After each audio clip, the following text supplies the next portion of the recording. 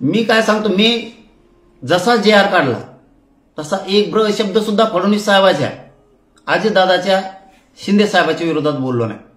कारण मी कधी खरं काम करतो, मला खोटं जमत नाही.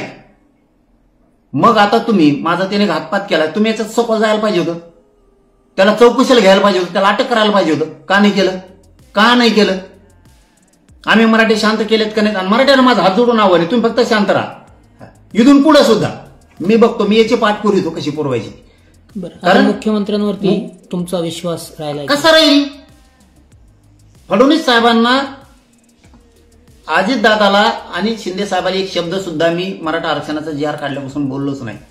आजही बोलायचं माझं काही कारण नव्हतं, काहीच कारण नव्हतं. पण जबाबदार तुम्ही आहे.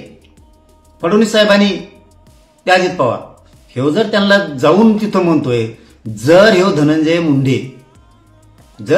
मुंडे तिथं जाऊन त्यांना सांगतोय मला घातपाताच्या जरांगे पाटलाच्या चौकशीपासून टाळा, मला वाचवा, याच्यानंतर मी काही करणार नाही, हेच फडणवीसला जाऊन सांगतोय तो, तर हे किती अवघड आहे.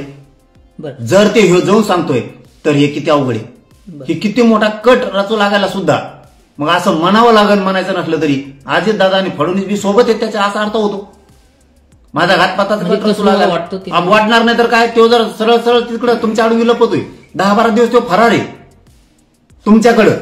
ह्या मंत्र्याला भेट, त्या मंत्र्याला भेट, त्याच्या पायासाठी त्याच्या पायावर लोळणगी, ह्या घटनेपासून वाचण्यापासून. कारण सांगतो मी त्याचं, कारण हे जो बीडचा खानचान का कोण धरलाय तो, ते जो 2 जे आरोपी अटक आहेत त्यातल्या एका आरोपीला 3 वाजता बोललेला आहे, तिसरा पारा सायंकाळी 3 वाजता. त्याच्यानंतर हेच पाठ धरलेली. त्याच्यातल्या दुसऱ्या आरोपीला हे धन्या मुंडे स्वतः बोलतोय 11:45 रात्री. एवढे मोठे काय मग पुरावे असून सुद्धा तुम्ही त्याला चौकशीला बोलित नाही. यांची बैठक रेस्ट हाऊसला झाली. या 2 आरोपीची, तो बीडचा एक तिसरा आरोपी आणि धनंजय मुंडे यांची जर रेस्ट हाऊसला बैठक झाली, तुम्ही टावर लोकेशन घेतले नाही का त्यांचे? घेतले नाही का तुम्ही? मग हे जाणून बुजून अजित पवार आणि देवेंद्र फडणवीस हे त्याला याच्यातून क्लीन चिट द्यायला लागलेत, हे त्याला यातून सोडून द्यायला लागलेत. आणि मागणी त्याची सुद्धा तशी, मला एवढ्या वेळेस याच्यातून टाळा. 100% तो घातपाताच्या मॅटरमध्ये हाई म्हणून चौकशीला आलेला नाही. म्हणून आमचा आता सरकारवरचा विश्वास उडालाय. आम्हाला तुमचं संरक्षण नको.